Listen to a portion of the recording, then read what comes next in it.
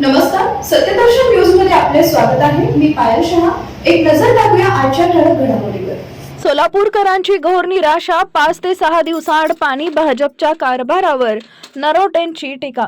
सोलापूर महानगरपालिका निवडणुकीच्या पार्श्वभूमीवर मेळाव्यास मार्गदर्शन करताना सोलापूर शहर काँग्रेसचे अध्यक्ष चेतन नरोटे यांनी भाजपवर जोरदार टीका केली.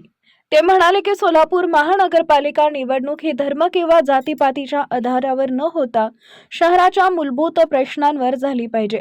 पाणी पुरवठा, रस्त्याची दुरावस्था, नाले सफाई, पालिका रुग्णांची अवस्था, शाळांमधील अव्यवस्था, गटाराचे प्रश्न, महिलांसाठी अपुरी व अस्वच्छ शौचालय, फुटपाथांची दुर्दशा, खड्ड्यांमुळे होणारे अपघात, वाढता ट्रॅफिक, कचरा व्यवस्थापन आणि स्मार्ट सिटीच्या नावाखाली झालेली बोगस कामं, या सर्व मुद्द्यांवर चर्चा झाली पाहिजे असं त्यांनी स्पष्ट केलंय.